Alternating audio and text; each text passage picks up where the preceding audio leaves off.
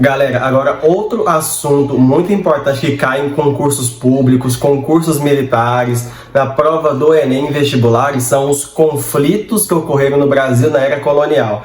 Afinal de contas, houveram tensões aqui na América Portuguesa que em muitos casos reverberaram em conflitos militares mesmo, entre os colonos aqui instalados, que eram em muitos casos ou portugueses ou descendentes de portugueses nascidos no Brasil, e as autoridades coloniais que estavam na metrópole que controlava a colônia, que era Portugal. As revoltas e conflitos que ocorreram no período colonial são, em muitos casos, na maioria das provas, separadas em revoltas de dois tipos: as revoltas nativistas e as revoltas separatistas. A grande maioria delas ocorridas no século XVIII. Dessas, apenas a revolta dos Beckman, no Maranhão, ocorreu no finalzinho do século XVII. Vamos dar primeiro as nativistas e depois as separatistas, cujas mais importantes são a Inconfidência Mineira e a Conjuração Baiana. Da onde surge esse nome revolta nativista? Lá, depois de 1822, tem-se a ideia de que todo aquele período anterior que veio antes da independência, o período colonial, corresponderia a uma suposta infância da nação. Já existia uma espécie de... já começava a se tecer uma espécie de construção de um passado idealizado do Brasil que serviria de base para a ideologia do período imperial. Nesse contexto de uma infância da nação, todas aquelas revoltas e conflitos que ocorreram no período colonial seriam como uma espécie de construção de um pequeno nacionalismo dentro do Brasil, ou seja, da ideia da construção de uma identidade nacional em que todas as pessoas se compreenderiam como brasileiros, e esse pequeno nacionalismo nascente serviria de base para o processo de independência que culminaria em 1822 com a separação do Brasil com Portugal e a criação do Império Brasileiro. Então, com a revolta dos Beckman, Guerra dos Emboabas, a Guerra dos Mascates e a revolta Filipe dos Santos, pouco a pouco um sentimento nacional estaria sendo desenvolvido até que ele se tornasse maduro o suficiente para fomentar a independência em 1822. No entanto, essa ideia de revolta nativista tem sido contestada nos últimos anos porque vários historiadores têm percebido que não é possível identificar um sentimento nacionalista em cada um dos colonos que empreenderam revoltas armadas ou contra a metrópole portuguesa, ou então mesmo contra os invasores holandeses, como foi o caso de Pernambuco. Segundo o historiador Evaldo Cabral de Mello, não é possível identificar um nativismo no Brasil como um todo, porque não existia esse sentimento de unidade, por exemplo, entre os colonos de Pernambuco, Bahia, São Vicente, por exemplo. O que existiam, talvez, fossem nativismos locais. Por exemplo, um nativismo em Pernambuco, um no Maranhão, um em Minas Gerais, por exemplo. A ideia que tinha anteriormente de revoltas nativistas eram de colonos sempre oprimidos pela coroa portuguesa que estariam buscando maior liberdade contra o controle absolutista que Portugal empreendia contra a colônia. Mas como veremos, essa noção hoje em dia não é mais tão bem aceita assim. Afinal de contas, embora existisse o sistema mercantilista e o princípio do pacto colonial, através do qual a colônia sempre tinha que fazer negócio com a metrópole e a função do Brasil era ser explorado, as relações entre Brasil e Portugal não eram tão unilaterais assim. Os colonos estabelecidos aqui se enxergavam não como brasileiros, mas sim como súditos portugueses que estavam aqui e que tinham os mesmos direitos e privilégios que os seus congêneres que estavam em Portugal e na corte. Os portugueses que estavam aqui e fizeram parte da maioria das revoltas nativistas, em momento algum contestaram a estrutura do absolutismo e a dominação de Portugal no Brasil. A grande maioria delas, inclusive, nunca quis a separação do Brasil com Portugal. Eram geralmente revoltas pontuais. Eram geralmente revoltas contra a cobrança de impostos, a revolta contra alguma ou outra autoridade metropolitana e portuguesa que estava aqui, medidas que eles consideravam injustas contra eles. Outros historiadores, inclusive, dizem que não faz muito sentido chamar aquelas revoltas de nativistas, porque não eram revoltas empreendidas por pessoas que estavam aqui e haviam criado laços com essa terra. Eram muitas vezes revoltas para defender interesses comuns. A grande maioria dos personagens que participaram das revoltas nativistas eram, inclusive, membros das elites coloniais aqui instaladas. Eram grandes comerciantes, grandes fazendeiros, como a caso da revolta dos Mascates, revolta dos Beckman no Maranhão, que lutavam apenas pela manutenção dos seus interesses aqui. Essas revoltas não questionaram o domínio de Portugal sobre o Brasil. Essas revoltas, por exemplo, nunca pediam a independência do Brasil com relação a Portugal, nunca pediram sequer a independência das suas regiões administrativas com relação a Portugal. O que é diferente, muito diferente das revoltas separatistas que eu vou explicar daqui a pouco, como foi o que aconteceu em Minas Gerais e na Bahia, mas isso é um assunto das próximas revoltas que eu vou descrever aqui. Mas mesmo no caso das conjurações baiana e Conferência Mineira do final do século XVIII, o objetivo claro também não era emancipar todo o Brasil com relação a Portugal. Em muitos casos era emancipar, por exemplo, no caso da Conferência Mineira, apenas a região de Minas Gerais com relação a Portugal. Afinal de contas, naquele momento, nem baianos nem mineiros tinham em si um sentimento que os identificasse com o Brasil como um todo. Nos baianos identificavam-se como súditos de Portugal que estava em uma região da América Portuguesa chamada de Bahia. Em muitos casos, os colonos de uma parte da colônia não tinham muito contato com os colonos que estavam instalados em outra parte da colônia. Então não existiu, por exemplo, um sentimento de uma unidade nacional, de que todos pertenciam a um país. Cada capitania, cada colono de cada capitania hereditária identificava-se com a região que estava instalada. Por isso é muito difícil falar de um sentimento nativista nacional no Brasil como um todo. Então, basicamente, galera, as revoltas nativistas são revoltas iniciadas por colonos que tinham interesse de fazer a manutenção dos seus interesses aqui frente aos interesses da metrópole portuguesa. Eram muitas vezes revoltas lideradas por membros da elite colonial aqui instalada.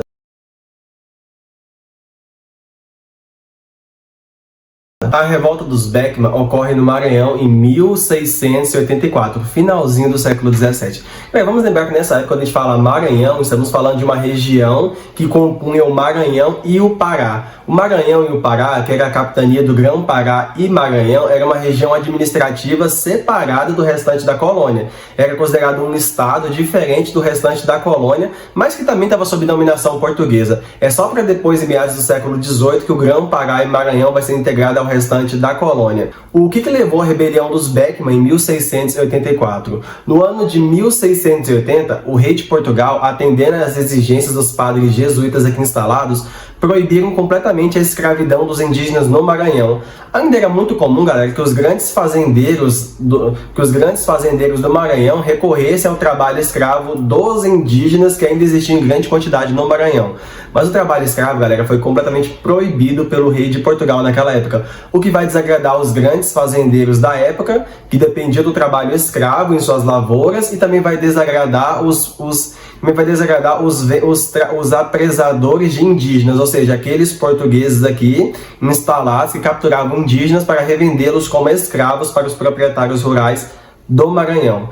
Esses proprietários rurais utilizavam os indígenas principalmente nas suas lavouras de algodão, e o algodão naquela época era o principal gênero de exportação do Maranhão e de algumas partes do Pará. Mas os produtores locais também utilizavam a mão de obra do indígena sob a forma de escravos, por exemplo, para a criação de animais, coletas de drogas do sertão, o que vai fazer com que esses produtores rurais começassem a se indispor com os jesuítas ali instalados. Galera, o algodão é um produto nativo da América, inclusive do Brasil, e já era conhecido pelos indígenas. O algodão era produzido aqui e vendido para a Inglaterra, onde era usado na produção de roupas. Mas nada fazia com que o algodão fosse melhor do que o linho ou a lã na Europa. E naquela época ainda não havia acontecido a Revolução Industrial. Então o algodão produzido aqui era vendido em poucas quantidades para fora do país. Às vezes ele era revendido mesmo dentro do Brasil e era usado numa pequena produção têxtil para a confecção de roupas para escravos ou roupas vendidas para as pessoas das classes sociais mais baixas. Sobre o algodão, o historiador Caio Prado Jr. fala: fiado e tecido exportou-se mesmo ocasionalmente em pequenas quantidades, e na falta de moeda, os novelos de fio e panos de algodão chegaram a circular em certas regiões como tal. Hábito que tanto se arraigou que no Maranhão, por exemplo, exprimia-se ainda naquelas mercadorias, em princípios do século XIX, os valores monetários locais. Por exemplo, novelo de fio por R$100. um rolo de pano por 10 mil réis. Mas o algodão nada mais representava de que uma insignificante cultura de expressão local e valor mínimo. É só com a Revolução Industrial, galera, da metade do século XVIII para frente, que o algodão passa a ter grande valor no mercado internacional e passa a ser produzido em vastas regiões do Nordeste, em Goiás, inclusive no Centro-Oeste, e em outras regiões da colônia. Verifica-se aí mais uma vez, galera, a força que a função primária tinha na economia brasileira. Toda a economia nacional se adequa novamente a um gênero de exportação que futuramente vai ter grande valor no mercado internacional. Mas por agora, galera, o algodão ainda é um gênero de plantação com valor mínimo aqui dentro. Para diminuir os conflitos entre colonos e jesuítas, em 1682, o governo português vai criar a Companhia Geral do Comércio do Maranhão. Essa companhia estava incumbida de trazer anualmente pelo menos 500 escravos por ano para ser vendidos aqui no Maranhão. Essa companhia também deveria vender aos colonos instalados no Maranhão produtos como tecidos, vinho, azeite, por exemplo, e outros produtos que eles precisavam aqui e que eles só poderiam comprar dos comerciantes portugueses. A criação dessa companhia monopolista não só ajudou o rei de Portugal a diminuir os conflitos aqui entre os colonos e os jesuítas que combatiam a escravidão indígena, mas também, galera, vai ajudar a enriquecer os comerciantes portugueses. Os comerciantes portugueses que eram membros dessa companhia ganharam o monopólio, ou seja, o direito exclusivo de vender esses produtos para todos os comerciantes, de vender esses produtos para os fazendeiros do Maranhão. Eram os comerciantes portugueses dessa companhia que podiam vender para cá vinhos, tecidos, azeite, outros produtos e mesmo escravos, que eram naquela época consideradas mercadorias caríssimas. Dessa maneira, o rei de Portugal garantiu os lucros dos seus altos comerciantes, garantindo assim os princípios do pacto colonial ou exclusivo comercial, que fazia parte da política econômica do mercantilismo, e ao mesmo tempo, galera, garantiu a diminuição dos conflitos. Mas como veremos, galera, o pacto colonial que existia não era tão rígido quanto nós vemos em alguns livros didáticos, porque os colonos aqui instalados, em muitas ocasiões, obrigavam o rei de Portugal a negociar com eles as condições desse acordo. Então, em muitos casos, galera, não era uma decisão totalmente unilateral que os colonos simplesmente aceitavam calados. Haviam revoltas e, em muitos casos, o rei de Portugal era obrigado a voltar atrás nas suas decisões ou renegociar com os colonos aqui instalados, como nós veremos agora, galera, nesse conflito que ocorreu no Maranhão.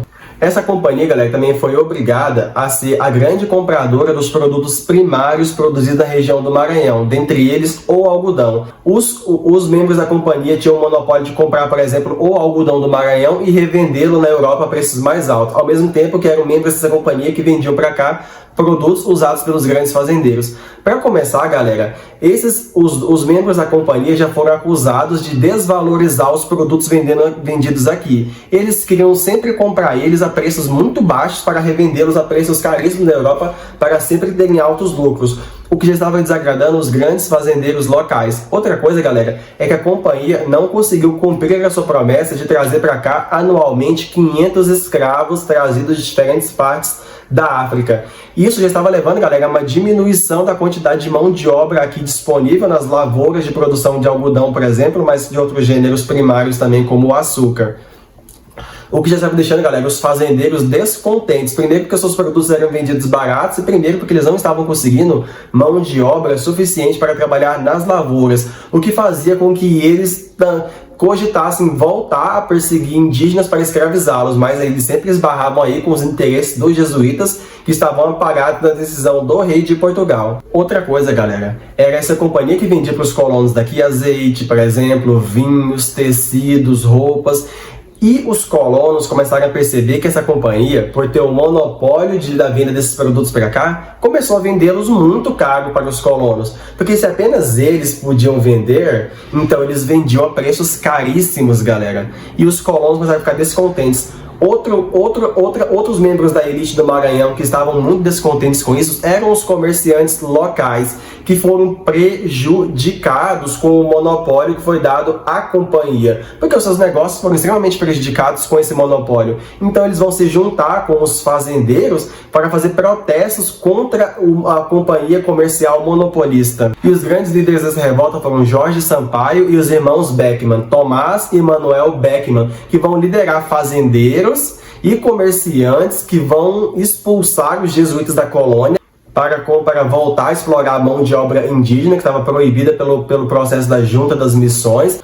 O Manuel Beckman foi o principal dos líderes. Todos eles, galera, também expulsaram do Maranhão os dirigentes da companhia monopolista e juntos, galera, eles também invadiram a Câmara Municipal de São Luís e aprisionaram o governador da região até que tudo fosse resolvido. E estabeleceram ali um governo provisório que queria reivindicar apenas a expulsão dos jesuítas e dos dirigentes da companhia. O irmão de Manuel, Tomás Beckman, organizou uma viagem para Portugal, cujo objetivo era apresentar ao rei de Portugal as provas da lealdade que todos eles tinham para com Portugal e demonstrar que os objetivos deles eram legítimos. Eles só queriam a expulsão da companhia monopolista e voltar a utilizar a mão de obra escrava indígena. Então, galera, a coroa portuguesa não achou os motivos dos revoltosos justos e legítimos e o Tomás foi preso lá em Portugal.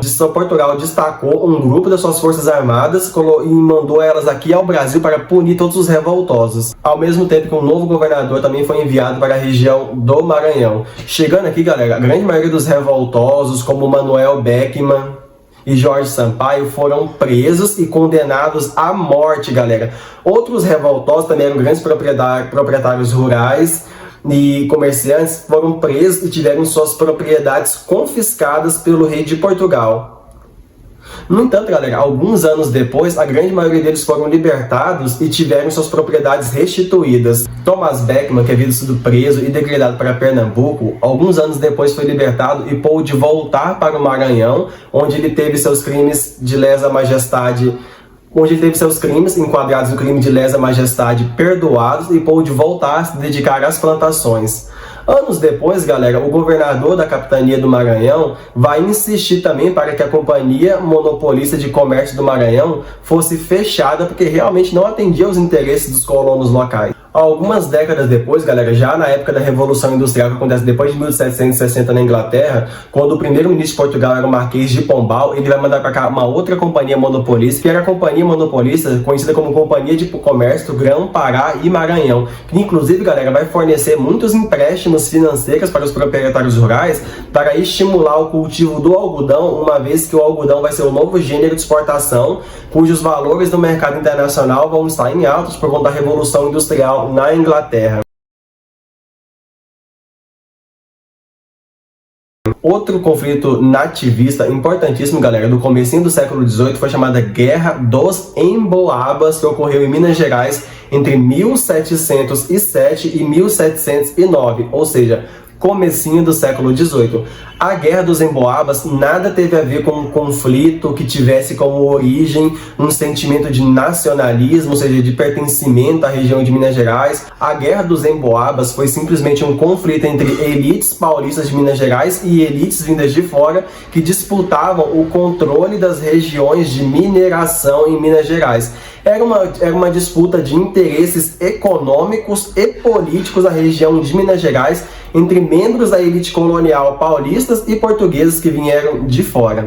Esse conflito, galera, acontece no contexto do ciclo do ouro no Brasil, naquela época em que os bandeirantes paulistas haviam encontrado ouro na região de Minas Gerais.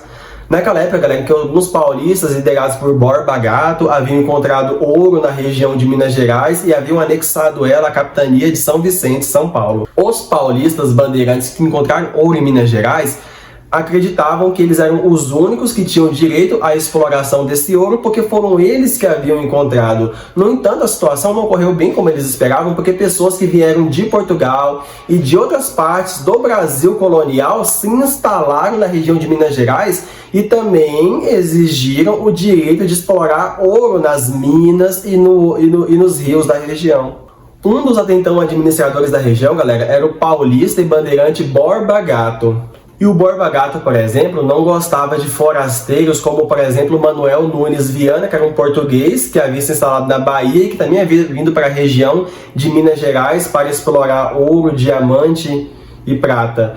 Os paulistas bandeirantes chamavam todos os estrangeiros, pessoas que vinham de fora, de emboabas. O emboaba é uma palavra do vocabulário indígena local que se referia a forasteiros, pessoas que vinham de fora. Eles também eram chamados de emplumados porque eles usavam botas e usavam muitas roupas, ao passo que muitos bandeirantes paulistas aqui instalados, por exemplo, andavam descalços ou não usavam botas, por exemplo, por conta da dificuldade que botas davam para quem andava no mato, como é o caso dos bandeirantes. Esse conflito se dá naquele contexto, galera, do ciclo do ouro no Brasil colonial, que acontece na primeira metade do século XVIII. Lá para 1705, galera, a população total de Minas Gerais já estava chegando perto dos 30 mil habitantes, sendo que a maioria deles já não eram mais os paulistas, a grande maioria deles eram pessoas vindas de fora, justamente os emboabas. E conflitos entre paulistas e emboabas vão começar a aumentar, galera, na região das Minas Gerais, e as autoridades administrativas coloniais aqui instaladas não estavam sabendo como conter o conflito entre paulistas e emboabas estrangeiros. Pequenos conflitos cotidianos, galera, vão fazer com que os emboabas, ou seja, os estrangeiros, se juntassem em uma gigantesca milícia armada com dinheiro próprio que se juntou, liderados por Bento Coutinho, o líder dos emboabas, para expulsar todos os paulistas de Minas Gerais. Os paulistas que não aceitaram isso, galera, também pegaram em armas e formaram uma milícia paralela que começaram uma guerra civil na região das Minas Gerais contra os emboabas. No entanto, galera, os emboabas, liderados por Bento Coutinho, estavam em maior número que os paulistas aqui instalados. Em um dos muitos conflitos entre emboabas e paulistas da região das Minas Gerais, mais de 300 paulistas haviam sido encurralados em uma região das Minas Gerais durante os conflitos, mas o líder dos emboabas havia feito uma suposta proposta para eles. Se eles se rendessem e largassem as armas, eles seriam meio que poupados pelos emboabas. E os paulistas, já exauridos pelo conflito, largaram suas armas e se renderam para os emboabas. No entanto, galera, os emboabas, ou seja, os estrangeiros, mentiram, e todos os mais de 300 paulistas, e a maioria dos 300 paulistas que se entregaram, foram massacrados num tipo de emboscada que entrou para a história com o nome de Capão da Traição, porque eles foram enganados, se entregaram, largaram suas armas e foram massacrados pelos estrangeiros. Em 1708, após a vitória dos emboabas contra os paulistas, o principal líder dos emboabas, Manuel Nunes Viana, foi declarado o governador-geral da região das Minas Gerais. Alguns dos paulistas que não foram mortos ou voltaram para a região original de São Vicente, São Paulo, dedicando-se à agricultura e à pecuária, ou outros deles, galera, voltaram à atividade do bandeirantismo, ou seja, tentar descobrir novas jazidas de ouro, diamante e pratas em outras regiões do Brasil. São aqueles paulistas que vão chegar em Goiás, Mato Grosso, Tocantins. Em 1720, Minas Gerais é oficialmente separada da região de São Paulo e vira a capitania real das Minas Gerais. Então é instalado aqui, galera, um corpo administrativo mais sofisticado que tinha como principal objetivo evitar conflitos entre os colonos que estavam aqui, separando as regiões que cada um deles poderia fazer a mineração, que eram chamadas de datas, para evitar que houvesse novos conflitos. Essa nova administração também vai se ocupar de criar impostos sobre toda a produção de sobre toda a produção aurífera no Brasil colonial, que eram chamado de quinto, né, a cobrança de 20% sobre todo o ouro encontrado. É essa cobrança, galera, do quinto, por exemplo, que vai gerar outras duas revoltas na região das Minas Gerais futuramente.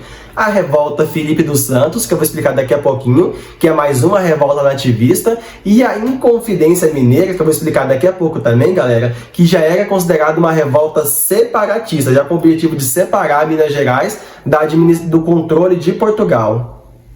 Mas as duas revoltas, Felipe dos Santos, que é uma revolta nativista, e a Inconfidência Mineira, que é uma revolta separatista, tem como em comum a inconformidade dos colonos aqui instalados com a cobrança do quinto, ou seja, a cobrança do imposto sobre todo o ouro e prata que era coletado nas áreas de mineração em Minas Gerais. É nessa época também, galera, que algumas vilas, como Vila Rica, futura Ouro Preto, é fundada em Minas Gerais, além de Nossa Senhora do Carmo, que é a futura região de Mariana. Mas agora eu vou explicar para vocês outras duas revoltas nativistas muito importantes para você que vai fazer concurso público, Enem ou algum vestibular. Estou falando da revolta dos Mascates e da revolta de Vila Rica.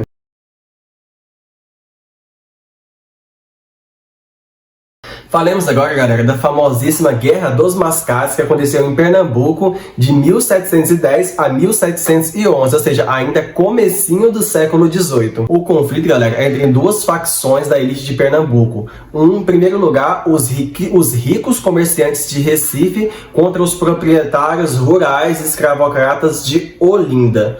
O que acontece, galera? Durante o período em que os holandeses dominaram o Pernambuco e outras regiões do Nordeste, os holandeses haviam investido na urbanização da região de Recife. Recife era uma região subordinada a Olinda, em Pernambuco. Mas durante a época da ocupação dos holandeses em Pernambuco e outras partes do Nordeste, Recife recebeu vários investimentos dos colonos holandeses e se urbanizou bastante. E em Recife, galera, nasceu uma próspera elite de comerciantes que se enriqueceram com o comércio local. Esses comerciantes, por exemplo, galera, traziam produtos manufaturados de fora, se estabeleceram em Recife e enriqueceram com a venda desses produtos. E desde o século XVII, galera, os ricos comerciantes de Recife exigiam a elevação da sua região à categoria de vila para que se separasse de Olinda. Já os fazendeiros de Olinda não gostavam muito dos ricos comerciantes de Recife e chamavam eles pejorativamente de mascates, como se fossem comerciantes de pequeno porte. A região de Olinda, que já havia sido muito próspera no começo da colonização por conta da exportação de açúcar para Portugal e para a Europa em geral, enfrentava gravíssima crise econômica, uma vez que os preços do açúcar no mercado internacional caíram por conta da concorrência dos holandeses nas Antilhas. Lembrando que depois dos holandeses saírem do Nordeste brasileiro, eles levaram os conhecimentos que eles haviam adquirido aqui sobre a produção da monocultura de açúcar para a região do Caribe, nas Antilhas. E lá eles passaram a produzir um açúcar melhor aparelhado com o açúcar brasileiro, e esse açúcar fez concorrência com o preço do açúcar brasileiro, o que levou o preço do nosso açúcar em queda. Verifica-se, galera, mais uma vez, os inconvenientes da dependência do setor 1 da economia, que é o setor de exportação de produtos primários. Quando se depende desse produto, você se submete aos preços que esses produtos alcançam no mercado internacional, né? Uma vez que esses produtos estão em queda, a região que os produz estará em crise. Isso, galera, vai levar, inclusive, vocês futuramente a entenderem, por exemplo, a crise da Primeira República Brasileira e o governo Vargas. O Brasil, por exemplo, galera, no século XX, dependia muito da produção de café. Com a crise de 1929, por exemplo, galera, que tem a quebra da Bolsa de Valores de Nova York e os preços do café despencam no mercado internacional, o Brasil entrará em crise, e essa crise, galera, vai reverberar, em muitos casos, com a chegada de Vargas ao poder, mas eu vou explicar isso com mais detalhes futuramente. Esses fazendeiros de Olinda, galera, não queriam a independência de Recife, porque o que mantinha Olinda em muitos casos era justamente a cobrança de impostos feita em cima dos lucros desses comerciantes de Recife. Além do mais, galera, muitos fazendeiros de Olinda eram inclusive devedores dos comerciantes de Recife.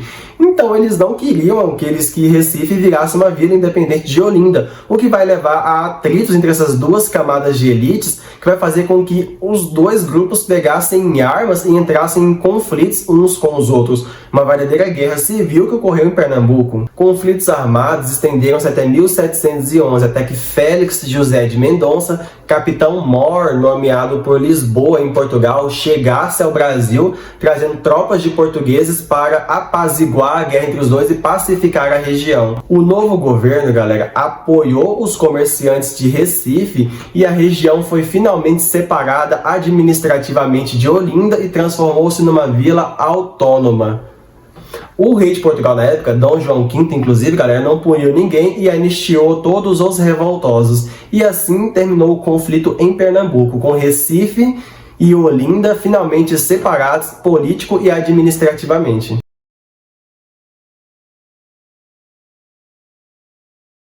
Agora falemos da minha revolta nativista favorita, a Revolta de Vila Rica, mais conhecida como Revolta Filipe dos Santos, de 1720, ainda no comecinho do século XVIII, galera. Essa revolta se dará contra a instalação das casas de fundição em Minas Gerais e que eram locais, galera, onde todo o ouro colhido era derretido, transformado em barra, e que durante o processo, 20% do ouro era recolhido como imposto por rei de Portugal naquilo que era chamado de O Quinto. A revolta vai se dar contra a instalação dessas casas de fundição em Minas Gerais.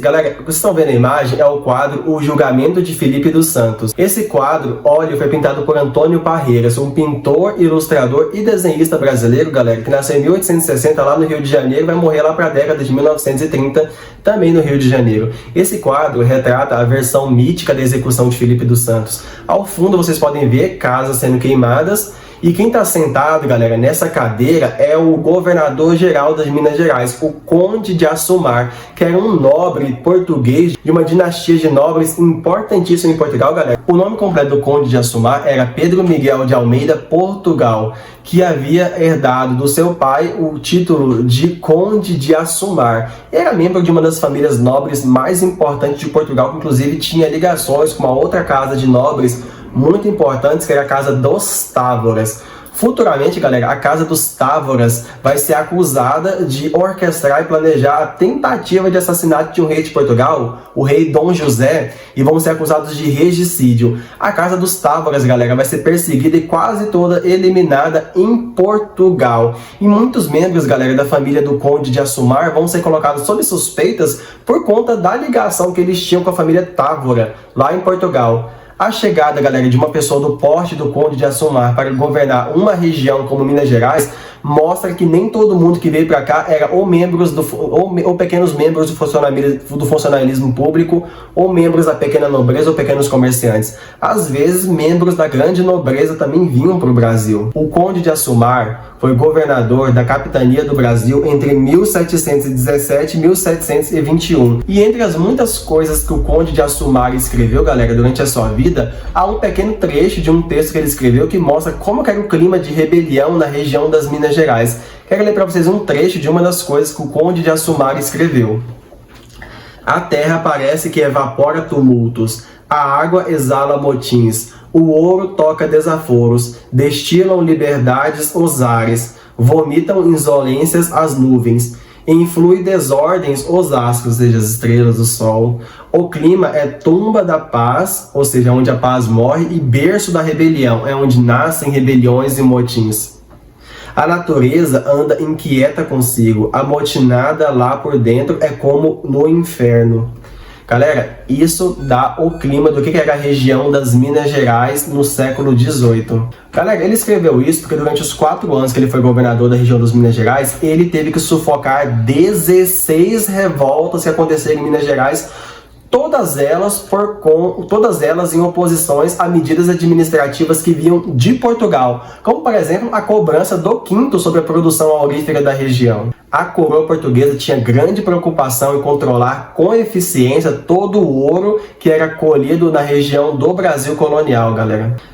Vários proprietários de regiões de mineração, que eram as datas, estavam insatisfeitos com a notícia de que seria instalado casas de fundição na região, um local onde todo o ouro achado tinha que ser levado para ser derretido e transformado em barra, onde no processo 20% do ouro era extraído como imposto para o rei de Portugal. Era chamado de quinto, e com a proibição de que ouro em pó circulasse sem ser devidamente transformado em barra nas casas de fundição. Filipe dos Santos, então, galera, inicia uma revolta junto com grandes proprietários de minas na região das Minas Gerais, em que ele propõe a desobediência a todas as regras, a todas as ordens vindas de Portugal. Eles iniciam uma rebelião armada, violenta, que exigia a não instalação das casas de fundição na região. Além disso, eles elaboraram também um documento expondo, galera, algumas provas que eles tinham da corrupção da burocracia metropolitana na administração dos negócios em Minas Gerais. O Conde de Assumar, no primeiro momento, acuado porque as tropas locais não foram capazes de impedir a rebelião, igual aconteceu com a revolta dos Beckman no Maranhão, fingiu, num primeiro momento, concordar com as reivindicações dos revoltosos para ganhar tempo, galera, para que um destacamento militar conseguisse chegar na região das Minas Gerais. Só que como isso iria demorar, ele precisava ganhar tempo. Então, no primeiro momento, ele mentiu e fingiu concordar com as reivindicações de não instalação das casas de fundição. Esses rebeldes não queriam a separação de Minas Gerais com relação a Portugal e não estavam em momento nenhum, galera, questionando o status de colônia com relação à metrópole. Eles não questionavam a autoridade do rei aqui, não era uma revolta separatista, e eles não tinham um sentimento de nacionalismo, ou seja, apego à região das Minas Gerais e um sentimento de unidade nacional contra o domínio português. Portanto, não existia aqui um sentimento de nacionalismo, um nativismo, ou mesmo um sentimento de pertencimento a um Brasil inteiro, um nacionalismo ou nativismo. Eles apenas não concordavam com a instalação das casas de fundição, eles se enxergavam como súditos do rei de Portugal e se comprometeram, galera, inclusive a manter a sua lealdade com Portugal e a entregar anualmente 30 arrobas de ouro à administração portuguesa, quantidade que eles consideravam justa em relação a todo o trabalho que eles tinham para obter o ouro na região. Com o tempo, galera, Conde de Assumar havia ganhado tempo. E logo, galera, um destacamento de mais de 1.500 soldados, criado justamente para evitar rebeliões na região das Minas Gerais, chegou em Minas Gerais, galera. Todos os membros da revolta foram presos, mas dentre eles, galera, apenas o Felipe dos Santos recebeu uma pena de morte, considerada uma pena exemplar para intimidar outros revoltosos e impedir que outros motins do tipo acontecessem. Felipe dos Santos foi totalmente esquartejado pelas autoridades coloniais e sua cabeça foi pendurada no pelourinho central da região de Vila Rica. Mas os outros líderes da revolta, a grande maioria deles grandes membros da elite colonial, donos de muitas regiões de mineração e de vastas quantidades de escravos, foram perdoados para o rei de Portugal, até para não desorganizar a produção local, que acarretaria numa diminuição da coleta de impostos, né? De qualquer forma, galera, Felipe dos Santos foi morto, a revolta foi abafada e as casas de fundição, como vocês bem sabem, que eu já expliquei antes, foram instaladas em Minas Gerais. E o quinto foi sim cobrado sistematicamente das pessoas. Às vezes, quando a quantidade de arrecadação não agradava aos reis de Portugal, era decretada derrama, que era a cobrança de forma violenta de todos os impostos atrasados, até que uma certa quantidade fosse alcançada que agradasse aos reis de Portugal. A derrama, por exemplo, vai incentivar outras futuras revoltas, como era o caso da Inconfidência Mineira, cujo um dos personagens mais conhecidos será o Tiradentes, que eu vou explicar futuramente para vocês. Essas foram as revoltas nativistas. Cabe agora, galera, explicar as revoltas separatistas, das quais as mais conhecidas são a Inconfidência Mineira, em Minas Gerais, e a Conjuração Baiana, na Bahia.